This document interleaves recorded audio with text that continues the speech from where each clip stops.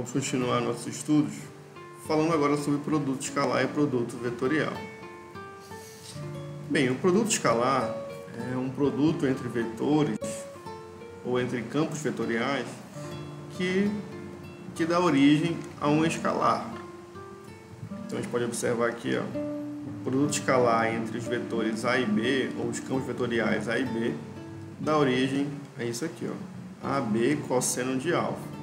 Esse A é o módulo do campo vetorial A em negrito, né? Nesse caso que o livro utiliza essa notação. O B é o módulo do campo vetorial B em negrito, né? E o alfa é o menor ângulo entre os campos vetoriais A e B. Então, sempre que nós quisermos calcular a projeção de um vetor sobre o outro, nós utilizamos o produto escalar, certo? A gente pode pensar também em termos de vetores unitários, né? Por exemplo, se eu fizer o produto escalar entre A1 e A1, certo? Esse vetor é igual a este. Então, a projeção dele sobre ele mesmo é 1, né? Que é o próprio módulo deles, né? São vetores unitários. Então, ficaria 1 vezes 1 vezes o cosseno de 0, né? E aí nós ficamos com 1, certo? Agora, se eu for projetar o A1 sobre A2, por exemplo, como eles são ortogonais entre si, esse produto vai dar 0, certo? O produto escalar vai ser igual a 0, porque o cosseno de 90 graus é igual a 0. Tudo bem? Então, se nós fizermos A1 escalar com A2 vai dar 0, A1 escalar com A3 vai dar 0 também, certo? Ou seja, eu só não vou ter 0 quando eu tenho um vetor unitário sobre fazendo produto consigo mesmo, né? A2 escalar A2 e A3 escalar com A3, ok? Nos outros casos, todos vão ser iguais a 0. Bem, agora pensando sobre o produto vetorial, em vez de nós gerarmos um escalar, nós vamos gerar um vetor. Então, o produto vetorial entre A e B é igual ao módulo de A vezes o módulo de B vezes o seno do menor ângulo entre eles vezes esse vetor unitário AN. Esse vetor unitário AN, ele é calculado utilizando a regra da mão direita, tá? Então, esse vetor ele vai ser ortogonal tanto ao vetor unitário de A, né, quanto ao vetor unitário de B. Então, a gente pode pensar aqui, né, no vetor A como sendo módulo de A vezes esse vetor unitário Azinho A, por exemplo. O vetor B como sendo o módulo de B vezes o vetor unitário Azinho B. E o AN, né, vai ser o produto vetorial nessa ordem, né, Azinho A vezes Azinho B. Ok? Bem, o que é interessante agora? Como nós temos agora o seno, né, do ângulo, quando eu tenho os mesmos vetores unitários sendo multiplicados, né, nesse produto vetorial, nós vamos ter agora 0, né? Ou seja, o seno do menor ângulo entre os dois vetores é igual a 0. Então, o seno de 0 graus é igual a 0. Então, A1 vetorial A1 é igual a 0, A2 vetorial A2 é igual a 0, A3 vetorial A3 é igual a 0. Ok? E como é que eu faço para calcular os outros produtos? Bem, é fácil. A gente vai usar a regra da mão direita. Então, vamos indicar o primeiro vetor da multiplicação, né? Vamos indicar com o nosso polegar, ok? O segundo vetor com o nosso indicador, ok?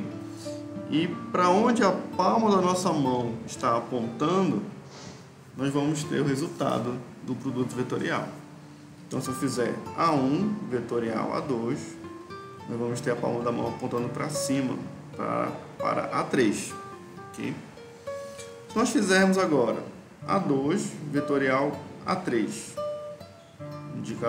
polegar para a direita, indicador para cima aqui, né? A3, e a palma da mão vai estar para A1. Então, nesta ordem, né? A1 vetorial A2 é igual a A3, A2 vetorial A3 é igual ao vetor unitário A1, e A3 vetorial A1 vai dar o que, gente? Vetor unitário A2. Ok? Então, A1 vetorial A2 é igual ao vetor unitário A3, A2 vetorial A3 é igual ao vetor unitário A1, e A3 vetorial A1 é igual ao vetor unitário A2. Se eu mudar esta ordem, eu vou encontrar valores negativos. Por exemplo, em vez de eu fazer A1 vetorial A2, se eu fizer A2 vetorial A1, vai dar o que, gente? Polegar, indicador. E aí eu tenho a palma da mão apontando para menos A3. É um vetor que está no sentido oposto a A3. Então seria menos A3. Ok? Se eu fizer A3 vetorial A2, vai dar, em vez de ser A1, vai dar menos A1. Certo? Tudo bem? Se nós fizermos A1 vetorial A3, em vez de ser A2, vai dar menos A2. Ok, gente? Então, isso está resumido aqui nesta figura. Muito bem, gente. Agora vamos falar sobre os operadores diferenciais em coordenadas cartesianas. Então, nós temos que aprender, né, a usar o operador nabla. Já falamos sobre isso em outros vídeos, em que nós explicamos que o nabla ele é um operador. Então, dependendo de onde esse operador é aplicado, nós vamos ter um resultado. Se nós aplicarmos o nabla em um campo escalar, nós vamos encontrar um campo vetorial chamado de gradiente. Então, em que a componente x é a derivada parcial de f em relação a x, a componente y é a derivada de f em relação a y, e a componente z é a derivada de f em relação a z. Podemos aplicar o operador nabla em campos vetoriais de duas formas. Na primeira forma, nós temos o chamado divergente de A. Essa notação, ela lembra, né, a notação do produto escalar. Então, a gente pode guardar isso aqui. O divergente, ele dá origem a um escalar, certo? Isso aqui é uma soma que origina um escalar, certo? E nós temos também o chamado rotacional do campo vetorial. A notação, ela relembra, né, a notação do produto vetorial. Então a gente pode guardar que o resultado disso é um outro campo vetorial. Ok? Então, a gente vai trabalhar aqui com esse determinante, né? Então quem vai ser a componente x? A gente vai fazer aqui, ó, a derivada de AZ em relação a y menos a derivada de AY em relação a z. Essa é a componente x. Quem é a componente y do rotacional? A gente vai fazer aqui, ó, derivada de AX em relação a z menos a derivada de AZ em relação a x. Okay? E a componente z vai ser a derivada de AY em relação a x menos a derivada de AX em relação a y. Aí eu obtenho, né, o rotacional. Bem, então antes de nós aplicarmos isso em problemas, né, exemplos, nós temos que realmente entender, né, se certas operações são possíveis de serem realizadas. Por exemplo, sendo f um campo escalar e A um campo vetorial, vamos verificar se as seguintes operações são possíveis de serem realizadas. Né? A primeira aqui, por exemplo, é possível fazer esse cálculo? Lembrando que f é um campo escalar, então só é possível calcular o gradiente de f. Né? Então não é possível calcular o que seria o rotacional de f, né? Não tem sentido. E este outro caso, seria possível calcular o gradiente do campo vetorial? Não, não é possível.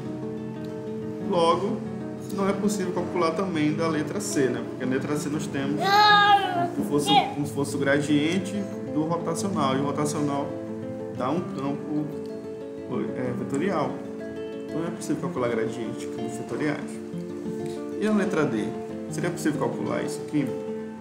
O gradiente do divergente de A? Aí sim, né? Porque o divergente vai dar um escalar. Então nós podemos calcular assim, né, o gradiente de um campo escalar. Perfeito. Letra E.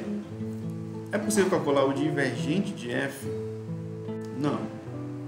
Somente é possível calcular o divergente de campos vetoriais. Letra F. É possível calcular o divergente do gradiente de F? Sim, que o gradiente de F dá um campo vetorial. É possível calcular o divergente do rotacional de A? Sim, é possível. Essa expressão é muito conhecida. É importante nós sabermos calcular, né, o resultado disso aqui. E agora, a letra H. Seria possível calcular o rotacional do gradiente de F? Sim, também é uma expressão muito conhecida que vale a pena nós sabermos o resultado de cabeça, né, digamos assim. É possível. É possível calcular o rotacional do divergente de A? Bem, aqui não, porque o divergente de A vai dar origem, né, a um escalar. Não tem como calcular o rotacional de escalar. E aqui, gente, é possível calcular o rotacional do rotacional? Sim, é possível. Porque o rotacional de A é um campo vetorial. Okay? E aí tem uma expressão muito conhecida, né, que é a expressão do Laplaciano. Nada mais é do que o divergente do gradiente.